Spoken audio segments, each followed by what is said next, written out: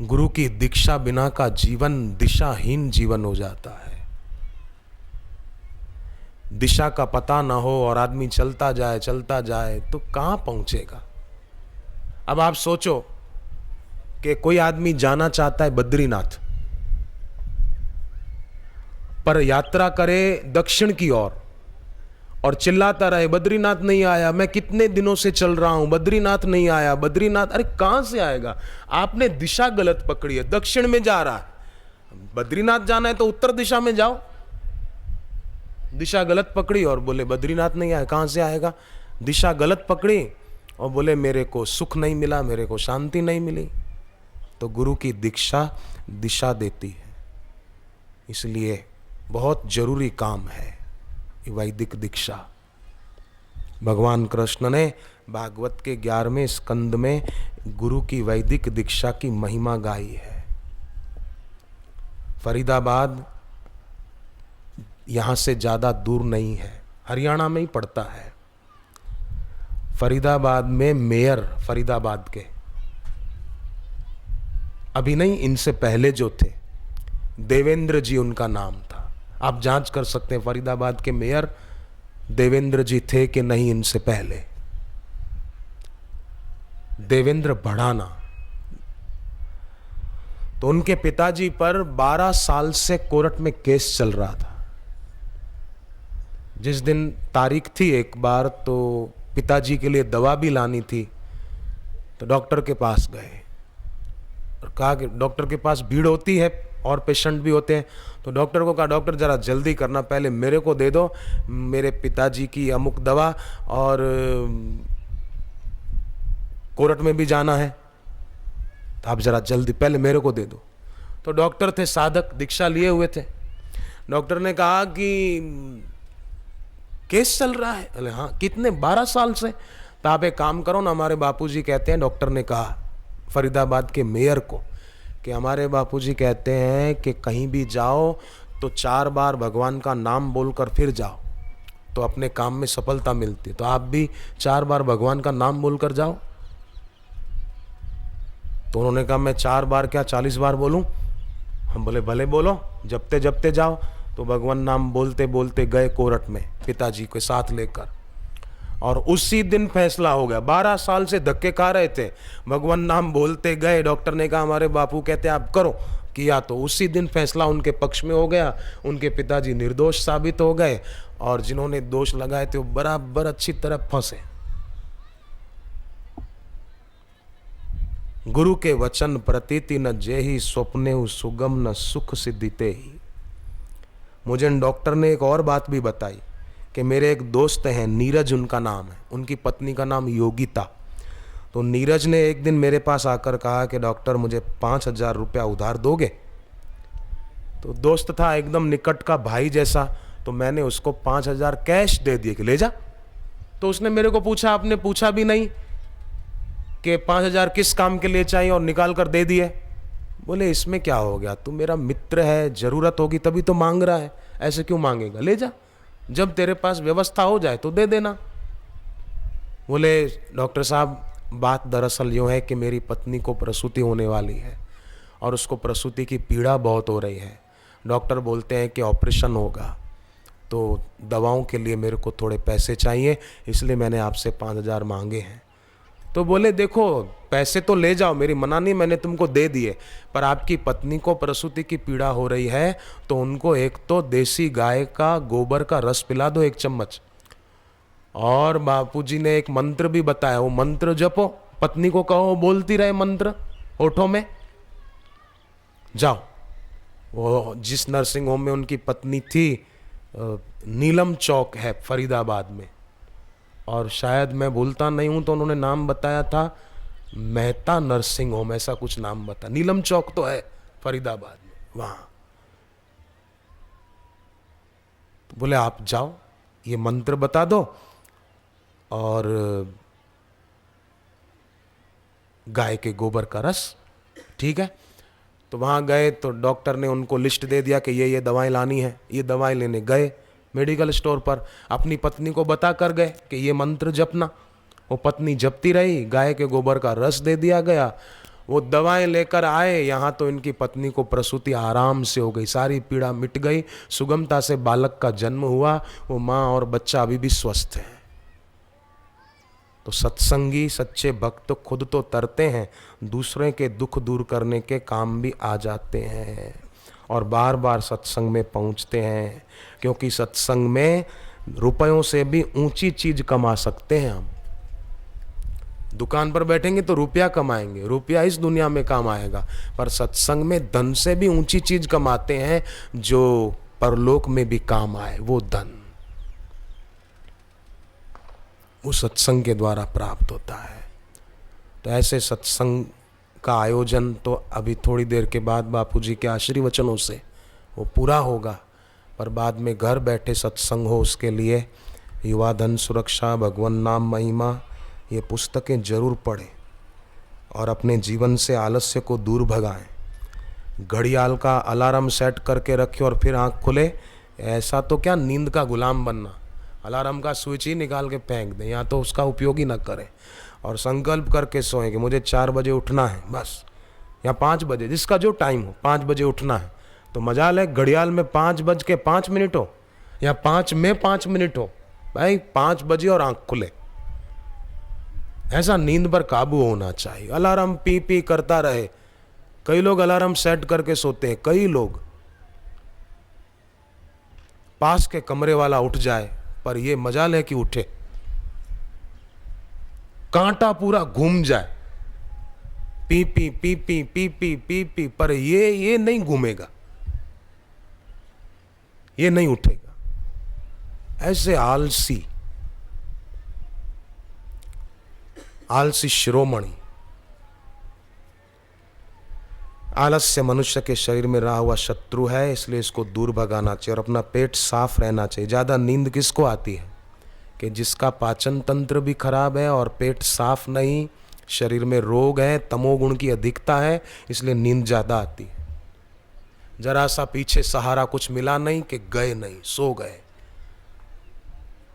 जब देखो तब झोंके आ रहे हैं। माला करने बैठे तो मन नहीं लग रहा है, पाठ करने बैठे तो थोड़ा पाठ किया, 2 श्लोक पढ़े, फिर झोंका आया, फिर थोड़ा पढ़ा, फिर झोंका आया। ये कोई पाठ है? ऐसा पाठ प्यार से करे कि आंखों से झरझर प्यार के आंसू बहे, ऐसा पाठ हो। ऐसे ढंग से माला घुमाएं कि एक माला पूरी हो, दूसरी माला पूरी होते होते तो आंखों से प्यार के आंसू बह चले, झर झर झर झर। गद गद वाणी पुलक तन, नैन नीर मन पीर, नाम जपत ऐसी दशा, होत मिलत रघुवीर। नाम जपते जपते ऐसी दशा हो जाए। खान पान और भोग में पशु भी परम सुजान, खाने पीने में और भोग भोगने में तो पशु भी होशियार है। और कई लोग फिर बोलते हैं भाई हम चाहते तो हैं इच्छाओं का त्याग करना, वासनाओं का त्याग करना, पर इनका त्याग बड़ा कठिन है। वासनाओं का त्याग, कामनाओं का त्याग सरल नहीं है, बड़ा कठिन है। तो जो लोग बोलते हैं इच्छाओं वासनाओं का त्याग बड़ा कठिन है, तो उनको ये भी सोचना चाहिए कि वासनाओं का त्याग कठिन है तो क्या कामना की पूर्ति वो सरल है क्या? अरे असंभव है, कामनाओं की पूर्ति कभी हो ही नहीं सकती। किसकी पूरी हो गई सब इच्छाएं? अब एक आदमी लाओ। कामनाओं का त्याग जो बोलते हैं कठिन है, तो आप उनको पूछो क्या वासनाओं की पूर्ति सरल है क्या? नहीं, असंभव है। इसलिए गीता में और शास्त्रों में कामनाओं के त्याग की बात है, वासनाओं के त्याग की बात उनमें बताई गई। तो क्यों ना हम भी, ऐसे समर्थ गुरु मिले हैं। मैं तो कई जगह गया, गंगा जहाँ से निकलती है वहाँ मैं गया। गौमुख, गंगोत्री से भी 19 किलोमीटर दूर पैदल जाना पड़ता है, वहाँ गाड़ियाँ नहीं जाती। आप में से कोई गए होंगे तो उन्होंने देखा होगा, वहाँ गाड़ियाँ नहीं जा सकती। वहाँ मैं गया पैदल चलकर, बर्फ से ढके हुए पहाड़ और उसके नीचे से गंगा जी निकल रही है और पानी बह रहा है, तो इतनी ठंड कि पानी के ऊपर बर्फ की, जैसे दूध के ऊपर मलाई जम जाती है, ऐसे पानी के ऊपर बर्फ जमी हुई, बर्फ की सतह है। मैंने नहाया स्नान किया वहां पर, तो लोटा था, उससे बर्फ ऊपर की जो सतह जम गई थी मलाई की तरह, वो तोड़कर पानी भर के फिर नहाया मैं उधर। फिर वहां पूजा पाठ करने बैठा, पर वहां भी मुझे वो शांति की अनुभूति नहीं हुई जो शांति की अनुभूति बापूजी के चरणों में सिर झुकाने से हुई, वो वहां नहीं हुई जहां से गंगा निकलती है। फिर मैंने वहां भी स्नान करके देखा जहां गंगा समुद्र में मिलती है, गंगा सागर, पश्चिम बंगाल, कलकत्ता से 100 किलोमीटर दूर। मैं वहां भी गया, वहां भी मैंने स्नान करके देखा। गंगा जहां से निकलती है वहां भी, गंगा जहां सागर में मिलती है वहां भी स्नान किया, पर वहां मुझे वो शांति नहीं मिली जो शांति गुरुदेव के चरणों में शीश झुकाने से मिली। इसलिए मैं गाता हूं, सदगुरु के चरणों में सारे तीर्थ और स्नान, सदगुरु के चरणों में सारे तीर्थ और स्नान, सदगुरु के चरणों में सारे तीर्थ और स्नान। लगी रहे जो लगन गुरु से हो जाए कल्याण, लगी रहे जो लगन गुरु से हो जाए कल्याण। गुरु का प्यार निराला, गुरु का प्यार निराला, गुरु का प्यार निराला, गुरु का प्यार निराला।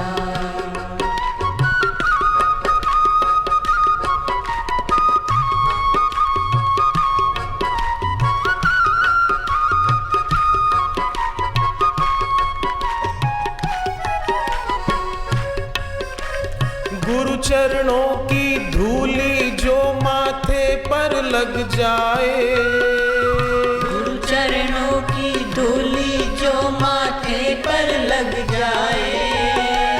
किस्मत रेखा बदले खुशियां सारी मिल जाए, किस्मत रेखा बदले खुशियां सारी मिल जाए। एक लड़की, उसका नाम सीमा, गाजियाबाद में रहती, 5 साल की थी तब से उसको एक प्रेत तंग करता था, एक भूत उसके पीछे लग गया। वो बच्ची 18 साल की हो गई, पीड़ित थी प्रेत से। हालत ऐसी हो गई कि अब 2 दिन जिएगी कि 4 दिन जिएगी पता नहीं, ऐसा शरीर हो गया, सुक लकड़ी।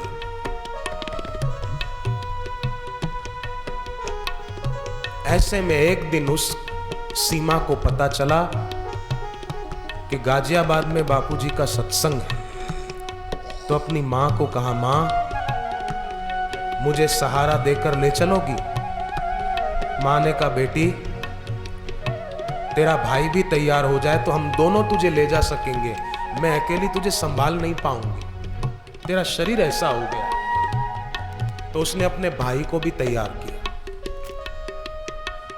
सत्संग में बड़ी भारी भीड़ थी, बहुत भीड़ थी, तो वो कन्या पीछे ही बैठ गई आखिरी में। सुबह सुना, शाम को सुना। जब सत्संग पूरा हुआ तो कहा, मां हमने बापूजी के नजदीक से दर्शन नहीं किए, चलो। दूर से दर्शन किए, पर अब तो भीड़ कम हुई, लोग जा रहे हैं घरों की ओर। मां जहां से बापूजी गाड़ी में बैठकर गए वहां मुझे ले चल। मां की आंख में आंसू थे, मेरी बेटी की क्या हालत है। भाई भी रो रहा था कि मेरी बहन कितनी कष्ट में है। अपनी बहन को सहारा देकर, मां अपनी बेटी को सहारा देकर जहां से बापूजी गाड़ी में बैठकर गए थे वहां वो ले आए। और वो 18 साल की कन्या, 5 साल की थी, प्रेत उसको तंग करता था, वो कन्या झुकी और देखा उसने कि यहां बापूजी के चरण पड़े। वहां से उसने बापूजी की चरण रज उठा ली। उसकी आंख से आंसू बह रहे थे, अपने माथे पर लगा दी। मां ने कहा, ये क्या करती है बेटी? बेटी ने कहा, मां ये बापूजी की चरण रज है, मुझे विश्वास है कि इससे मेरा भाग्य संवर जाएगा। मां, गुरु की चरण रज तो शिव जी के शरीर पर लगी हुई भस्म के समान पवित्र होती। बेटी ने थोड़ी चरण रज अपने साथ ले ली कि मैं रोज घर पे इसका तिलक करूं। और ज्यों ज्यों दिन बीतने लगे, गुरु की चरण रज के प्रताप से वो बहन ठीक होती गई, उसके स्वास्थ्य बढ़िया होता गया। और प्रेत कहां भाग गया, उस बहन की चिट्ठी मेरे पास पड़ी है अहमदाबाद में। वो प्रेत कहां गया पता नहीं, और मैं बिल्कुल ठीक हो गई। डॉक्टर बोलते थे कि मर जाएगी, पर अब बिल्कुल ठीक है। इस घटना को 4 साल बीत गए, 3-4 साल।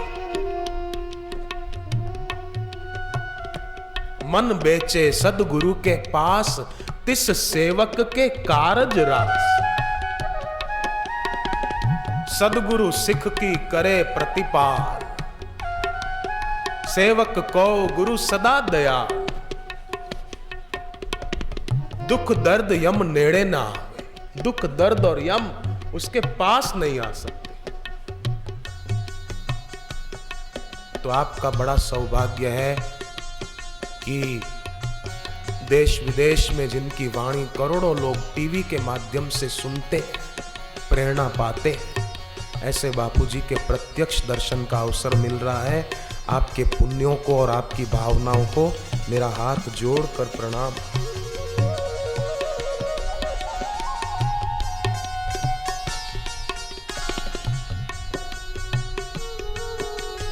गुरु चरणों की धूली जो माथे पे लग जाए, गुरु चरणों की धूली जो माथे पर लग जाए। किस्मत रेखा बदले खुशियां सारी मिल जाए, किस्मत रेखा बदले खुशियां सारी मिल जाए। दुखी रहे ना वो नर जग में जिसको तेरा ध्यान, दुखी रहे ना वो नर जग में जिसको तेरा ध्यान। लगी रहे जो लगन गुरु से हो जाए कल्याण, लगी रहे जो लगन गुरु से हो जाए कल्याण। गुरु का प्यार निराला, गुरु का प्यार निराला, गुरु का प्यार निराला, गुरु का प्यार निराला।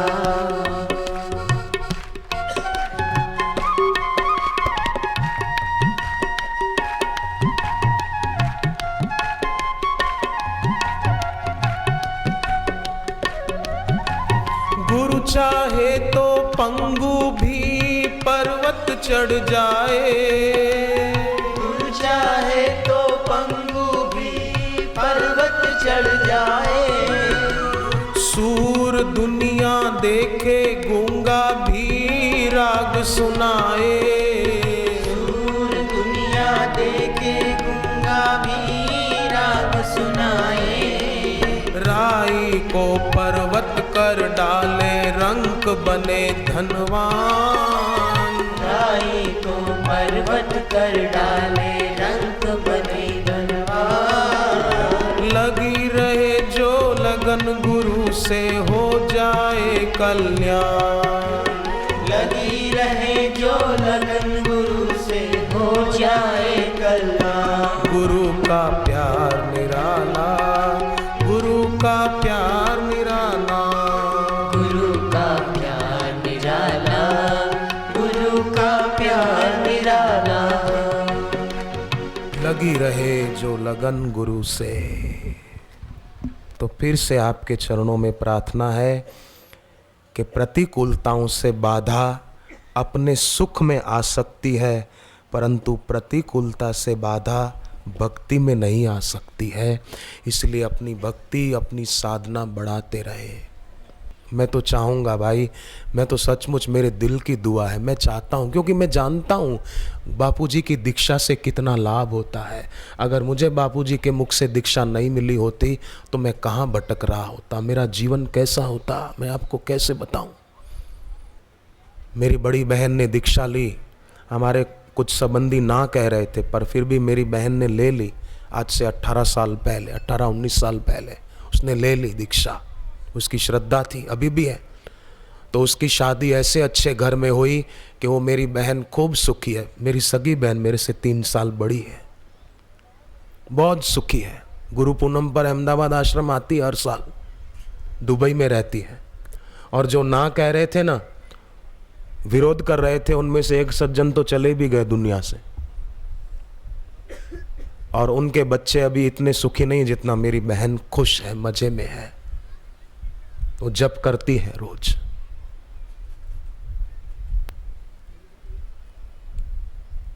तो गुरु जब दीक्षा देते हैं, अग्नि पुराण में लिखा है, बड़ा सुंदर वचन। भगवान राम के गुरुदेव वशिष्ठ जी को अग्नि देवता कहते हैं। अग्निदेव माना जलती हुई अग्नि नहीं, वो उसका आदि भौतिक रूप है, आदि दैविक रूप अग्निदेव का। उन्होंने भगवान राम के गुरुदेव को कहा कि कोई ब्रह्मज्ञानी संत जब दीक्षा देते हैं ना, तो वो मंत्र जागृत मंत्र होता है। और ऐसे कोई पंडित कोई कथावाचक मंत्र दे दे तो वो मंत्र सुप्त मंत्र है, माने सोया हुआ मंत्र है। उससे इतना लाभ नहीं होता जितना आत्मज्ञानी गुरु मंत्र दे दे, उससे लाभ होता है।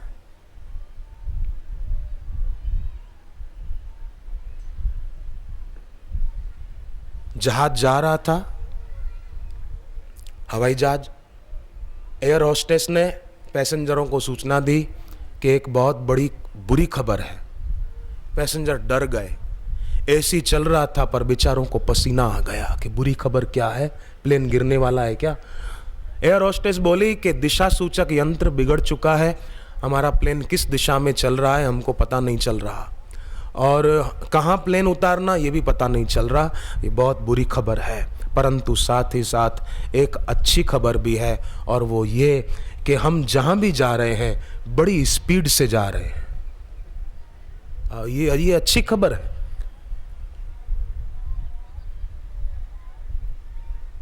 दिशा का पता नहीं, जहाज कहाँ उतारना पता नहीं। हाँ, बोले जहाँ भी जा रहे हैं स्पीड से जा रहे हैं, पेट्रोल खत्म होगा तब कहाँ जाओगे।